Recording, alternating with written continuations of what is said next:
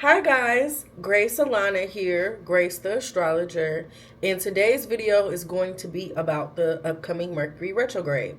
Now, I'm recording this on October 21st, and today is actually the beginning of the shadow. So the shadow is when the planet that is retrograde ends up tracing those degrees that it's going to end up coming back to previously. So Mercury is retrograde is going to be from November 9th to November 29th. And Mercury is going to retrograde from 6 degrees of Sag back to 20 degrees of Scorpio. So the shadow starts today on October 21st because Mercury is at 20 degrees of Scorpio. So it's at the degree where it will later station back to, and the shadow again is it just retracing its steps as it continues to move. Because during a planet's direct movement, it's moving forward in its typical fashion. Then it stops. Then it appears to be moving backwards from the vantage point of the Earth, and then it stops moving again.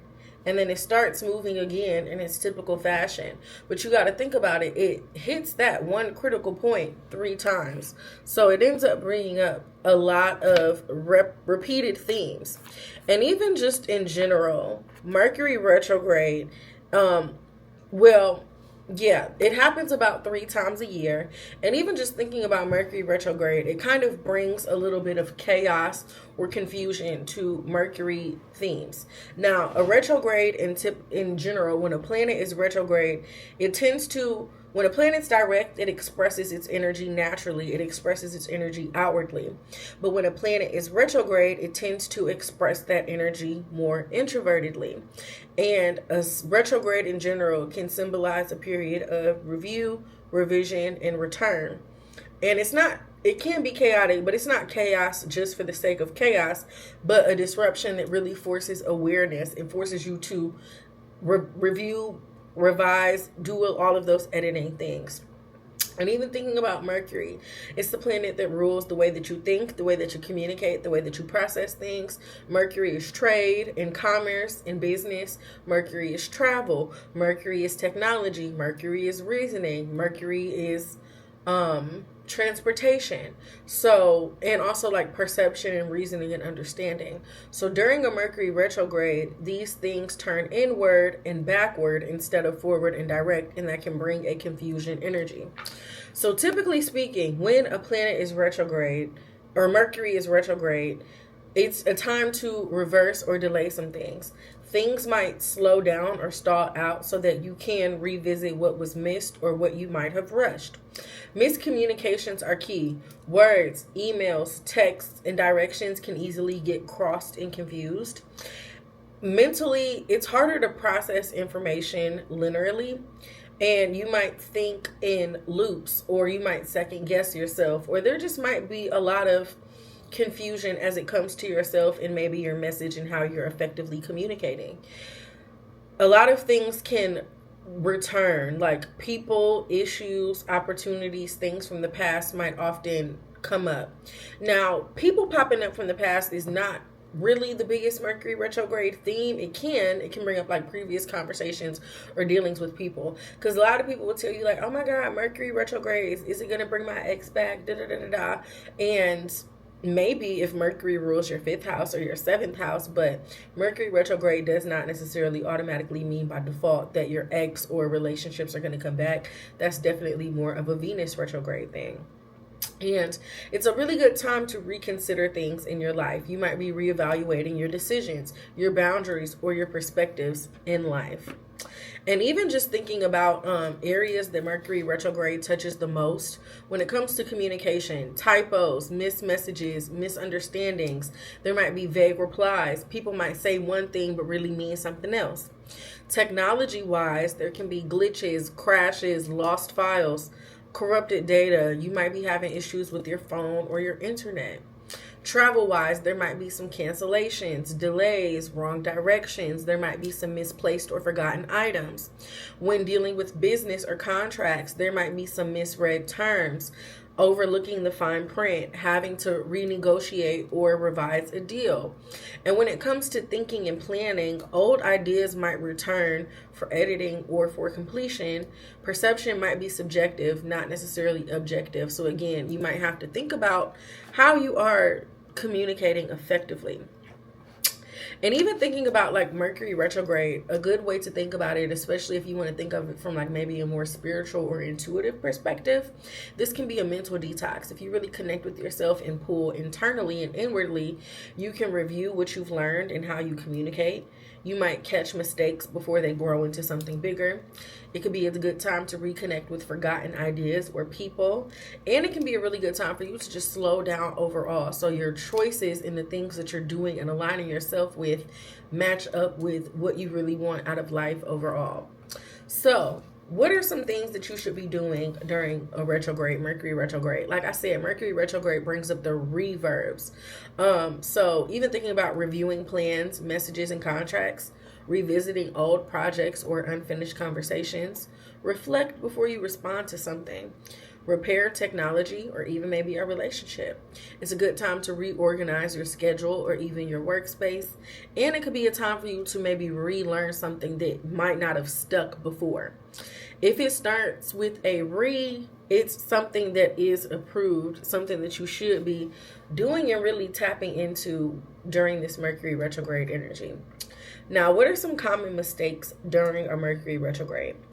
Again, people might be signing things without paying attention to what you're signing, and you might get yourself fucked up because you didn't read the fine print or you didn't cross your T's or dot your I's. You might launch something new without the proper testing or planning or preparation. You might be taking words or encounters with people at face value instead of actually clarifying. And you might be finding yourself to be acting on assumptions rather than facts or the actual details of a thing. And you could also find yourself forgetting that everybody else is also scrambled. Like Mercury retrograde is affecting everybody. And even thinking about this specific Mercury retrograde, if you have, because it's going from 20 to 29 degrees of Sag, if you have late mutable placements or even late fire sign placements from that 20 to 29 degree range, you're going to feel it.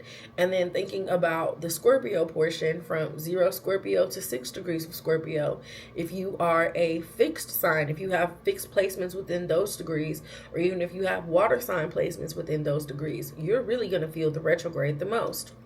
So again, what to do with the retrograde? Double check everything. Emails, dates, directions. Assume that you might mess something up.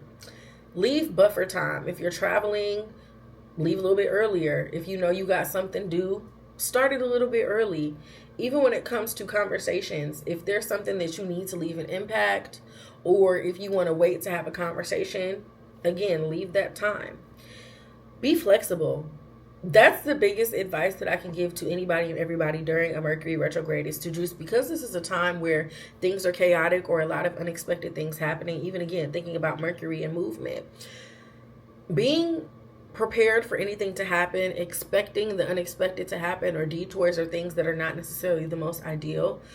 Sometimes if you have to do something in a way that you weren't expecting to or thinking about, it can turn into something that ends up being better. Because remember, nothing happens without a reason, regardless if it's a positive experience or a negative experience. It happened because it was supposed to. Back up your devices and your data. Again, preventive care is the best way to really handle a Mercury retrograde, and be more observant than reactive. The best use of this period, again, is to be introspective, not necessarily impulsive. So yeah, that is generally what to expect from a Mercury retrograde. Y'all, I just realized that I fucked up. In the first part of this video, in the first recording that I made, I said that the retrograde was going to go from 20 Scorpio to 6 Sag. I said that backwards. It's going from 6 degrees of Sagittarius to 20 degrees of Scorpio. I'm going to go back and edit it, but I just wanted to emphasize that again, that I misspoke. Now, the first phase, Mercury retrograde in Sagittarius. Now, this brings a really challenging energy because, one, Mercury does not even like to be in Sagittarius. Planets have certain signs that they feel comfortable in, and when a planet is comfortable, it expresses its nature properly. when a planet is in its detriment, like it is when it's in Mercury in Scorpio, Mercury in Sag, it's the worst place that it can be. So it does not operate comfortably. It brings a very uneasy energy to Mercury in general. And Mercury in Sagittarius is like known for like exaggerating and overextending and taking things too far and being overly ambitious and overly promising, because Mercury again does not do well in Sagittarius or Pisces, which are signs of Jupiter's domain. And the way that I like to think of this is some things just can't simply be put into words. Some things can't be explained. So there's that. But yeah, Mercury retrograde in Sag brings a restless, inflated, loud energy. Again, Mercury struggles here. Sagittarius is Jupiter's sign. It represents faith. It represents optimism. It represents beliefs. But again, with Mercury, that can tend to over-exacerbate those things. And Mercury in general is about precision. It's about details. It's about facts. Whereas Jupiter's belief, it's excess, and that energy is just very contradictory. And in Sagittarius, Mercury a lot of times can speak before verifying, and under that retrograde, it's like a double emphasis, because there are certain things that again can make a planet comfortable, make a planet uncomfortable. A planet being detriment is one thing, but making the planet be retrograde on top of it being in its detriment is like, damn, double homicide. The planet is out there fucked up. But we're gonna get through it. But just know that Sag side of the retrograde, it's intense. Now, again, main things to avoid or pay attention to: overextension, saying yes to too many projects, or maybe even making a promise that you cannot keep. Arguments about beliefs, religion, politics, values that might lead nowhere. Even again, factoring in this crazy, chaotic political climate that we live in, if you're in America, I don't even need to get too much into that. Even thinking about travel mishaps. Jupiter and Mercury is travel and commerce on a smaller scale, but Jupiter, so like Mercury would be driving in a car, whereas Jupiter is traveling on a plane, so on and so forth. So travel, a lot of similar energy, but this can really bring like lost tickets, missed flights, wrong directions, especially in long distance traveling. Now, something else that I've also been thinking about is the fact that Mercury is retrograde during Thanksgiving, the biggest day of travel in the year. Also thinking about how the government is shut down right now, and like what's going on with TSA, what's going on with the government and the airplanes and all of these other things. Like, I just feel like this holiday season is going to be a hot fucking mess, especially around Thanksgiving. I'm hoping that things can and will calm down before Christmas, but yikes. Even thinking about Jupiter and Mercury are associated with like education and learning. So there can be academic or publication delays. There might be some lost files, miscommunications with editors, second guessing what you're sharing or teaching. And there's overconfidence in information, fake news, people talking like they know more than what they do, spreading half truths or inflated hot takes. Like, I feel like, again, living in America and thinking about the current political climate and some of the things that we're going through, I just feel like this energy is so strong overall. And Mercury retrograde in Sagittarius is really a transit that's going to prompt you to be humble.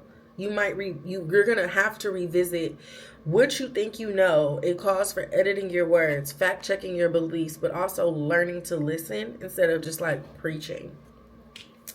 Now, with Mercury going back into retrograde, it's silent, it's strategic, it's surgical, it's precise. With Mercury leaving a mutable fire sign and going into a fixed water sign, it really suppresses a lot of that energy. It's like diving from like sunlight, the top of a mountain, the top of a hill, to all the way to the depth of the ocean. Words can become sharper. Communication might be a little bit more secretive or reserved. Scorpio is ruled by Mars, so even thinking about that energy, the mind might become a little bit more investigative, a little bit more defensive, cutting through the fluff and excess of that Sagittarius part of the retrograde to demand truth, to be realistic, to be more pragmatic and practical. Now, this is going to bring a lot of emotional intensity. Old grudges, secrets, or even power dynamics can resurface. Even thinking about like Scorpio being associated with like research and investigation, there can be some private investigations taking place, digging into past betrayals, hidden motives, or money issues, especially things that again are just not open. There might be the energy that can relate to like silent treatment or withdrawal as a whole. People might clam up. People might be a little bit more mistrusting. And people are going to be very calculated and strategic with their conversations and the words that they're using. Even thinking about past situations that might have been like too heavy to process might come back now for healing or clarity. And even thinking about some things that are associated with Scorpio or manipulation, dishonesty, or patterns of control or abuse in relationships or business. And this retrograde can really expose some of those things. And it's a really good time to really like purify your thoughts or your speech. Where the Sag part of the retrograde exposed where you spoke without depth, the retrograde in Scorpio really makes you own your words and think about what you're saying, but also why you're saying it. And it's really a good time to reclaim your power through honesty, but also courage and strength. So during the pre-shadow phase, during the pre-shadow phase, it's a really good time to, again, think about the what and the why for how you're communicating. I started coughing, but I said during the pre-shadow phase in Scorpio, again, it's a really good time to think about, be introspective, think about why and why you're saying the things that you're saying, but also what you're saying, like what's driving you behind your thoughts, your ideas, these mercurial themes overall. And even also thinking about Mercury is navigating between Jupiter and Mars. With Jupiter, it's broad, it's optimistic, it's internal. With Scorpio energy, with Mars energy, it's penetrating, it's critical, it's internal. And again, I would just overall encourage you with this retrograde to revisit your beliefs. Ask yourself why you believe it and what you believe. If you're a creator or, if you're somebody who uses your voice a lot, you have a message, it's a good time to refine your voice or rework old projects. Again, backup data, avoid gossip, guard your secrets, don't be saying too much, don't be doing too much. Just, keep it tight. Don't be manipulative. Don't manipulate people through silence or insinuation. Say what needs to be said, but I don't want to say be controlling, but use control with your words. And again, watch impulsive travel or spending habits, especially when it comes to like FOMO or even guilt, like you might feel obligated to do something overall. So that is what to expect from the retrograde generally, but also what to expect from this specific retrograde. Now, time to plug myself. If you want to know how this retrograde will affect you on a personal level, click that link in the description box to book a reading, moonworldmommy.com, to book with me. I can answer any questions that you have about yourself, your life, your birth chart using astrology. So tap in. And if you want to know about this retrograde or how any other transit is going to affect you, I got you. Also, subscribe to my Patreon. Patreon members got access to this video first. Paid members only, though. On my Patreon, I upload notes to my videos. I do a monthly forecast, although I've really been slacking with that, but I'm working on it. My life has been doing a lot, y'all. But subscribers to my Patreon get benefits to notes. There's exclusive content that goes on there. And if you are a paid member, you get access to ask me one question a month that I can answer using a reading or a card pool. So you could literally ask me, hey Grace, how's this Mercury retrograde going to affect me this month? That could be your monthly question. Boom, for $15, I'm going to answer it. I got you. It's a great way to connect with me, but to also build a relationship. And I'm figuring out exactly how I want to restructure the Patreon, but more benefits, exclusive content, so on and so forth is going to be going to those subscribers first. And go also not subscribe to my socials, but go follow me on all of my socials. Everything's linked down there. Now, for everybody's favorite part of the video, let's talk about horoscopes. So this is going to be a quick little breakdown as to what to expect for each rising sign from the retrograde. So if you're an Aries rising, this is going to be in your 9th house and your 8th house. In Sag, in the 9th house, miscommunications around travel, higher learning, publishing might arise. Double check your itineraries, your syllabi, or any shared information that you have. You might find yourself questioning your spiritual beliefs or your overall worldview. Something you knew might no longer fit. Mentors, teachers, or guides from the past could reappear to challenge your perspective as a whole. And with it being in Scorpio in the 8th house, shared money, taxes, or even like emotional relationships might need attention, emotional things.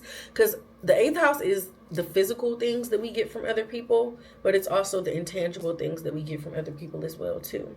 There might be some old entanglements resurfacing. Secrets might emerge, forcing you to address control or vulnerability issues in your close relationships. And this could really prompt some healing through introspection. So like journaling, therapy, or even confronting some of your hidden fears can be helpful at this time. If you're a Taurus rising, this is going to take place in your 8th house and your 7th house. So again, complications with shared finances, inheritances, or maybe joint ventures. There could be some emotional issues surrounding intimacy. The 8th house is not really, when I say intimacy, I want to be careful with that. Because a lot of people will say the 8th house is intimacy because it's associated with Scorpio.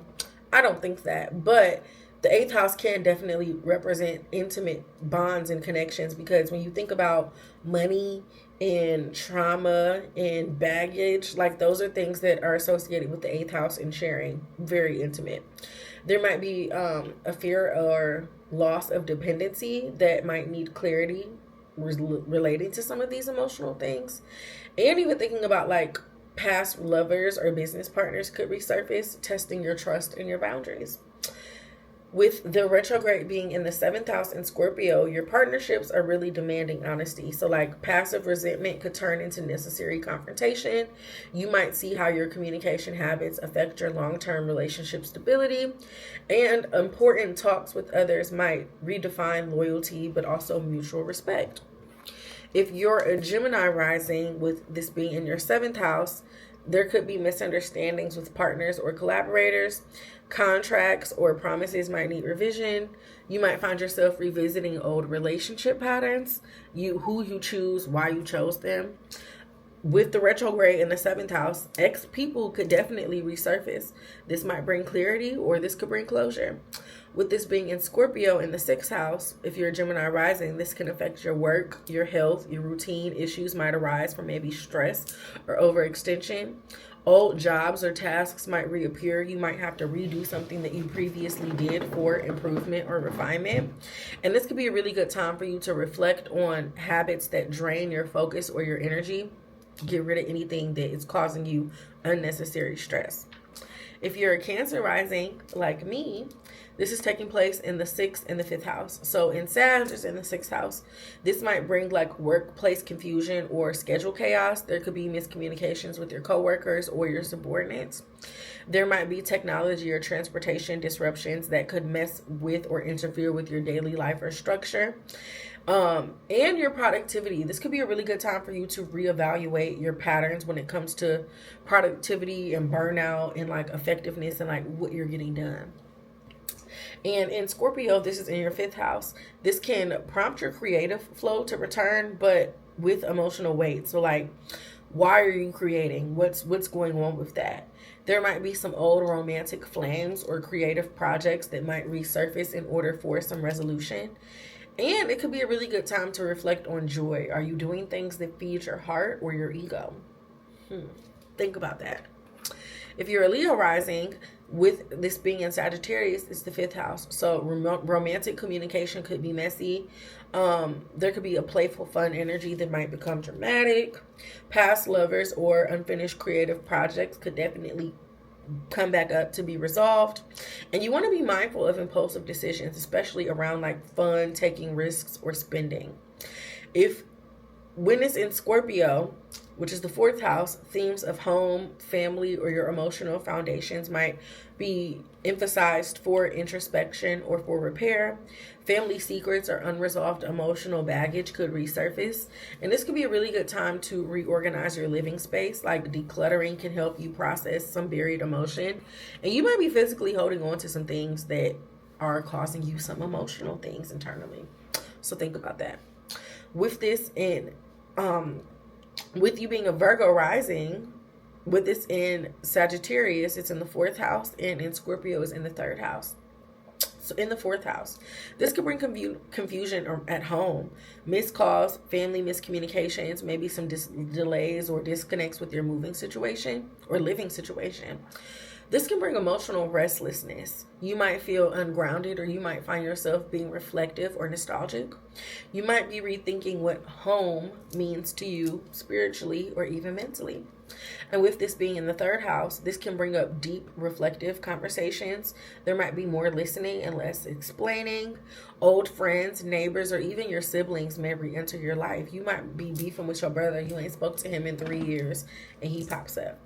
And this could be a really good time for you to rewrite important communications with more emotional intelligence and overall precision. If you are a Libra rising, it's in your 3rd and your 2nd house. So with it being in Sag in the 2nd house, there could be some minor missteps in communication, technology, texts, and transportation overall. Old educational pursuits or unfinished projects, writing projects, or educational projects might reappear. And I would definitely encourage you to speak before you think, because this could definitely help negate tension or any arguments. Like, slow down. And with this being in Scorpio in the 2nd house, this could be a good time for you to, Libra rising, for you to reassess your finances. If there's any unplanned expenses, this might reveal some old money patterns that you have. This could be a really good time for you to think about your earning potential and your possessions, and think about how that reflects on yourself. Even thinking about the 2nd house being your needs, sustenance, your relationship with your income, with your food, with what you need to take care of yourself. This could be a really good time to think about, again, what you need and why you need it. And emotional honesty with yourself can lead to financial clarity, but also better nurturing and a better relationship, again, with yourself and how you're taking care of you personally. If you're a Scorpio rising, this is taking place in your 2nd house and 1st house. So with it being in Sag in the 2nd house, spending, I don't know what I was about to say. Spending patterns or income sources can shift unpredictably. So watch your coin in your purse. You can review how you feel about money. And again, your relationship with your needs, safety, security, your sustenance. There might be delayed payments or maybe value disputes that could prompt new budgeting approaches. And with it being in the 1st house, this could be like a major identity reset overall. How you present yourself to the world and how you show up might be rewritten at this time. You might feel misunderstood, but you could also be reconnecting with yourself and rediscovering who you are authentically. Yeah, people might not feel you. Maybe they ain't supposed to. And this could be a really good time for you to let go of any past self-images that you have that might no longer align with you and what you currently have going on. If you're a Sag rising, this is in the 1st house and 12th house. So again, with it being in the 1st house, there might be some confusion around yourself and, you know, who you are. And even on the flip side, like, this might bring some mental fog, and other people might be misunderstanding you or your intentions as well too. This could be a really good time for you to reevaluate the way that you speak, the way that you teach, or even express yourself in your worldview as a whole. There could be old opportunities related to traveling or learning that might reopen, but again, they might need some adjustments. With this being in Scorpio, this is your 12th house. So there might be some subconscious patterns that are resurfacing. There could be some hidden worries, maybe some unprocessed grief. There might be a private or secret issue that could demand a lot of attention, maybe some acknowledgement or some healing. And rest and reflection can really bring you a lot of mental clarity once Mercury does go direct, and once it ends up retracing its steps and ends up in Scorpio. Again, it starts over.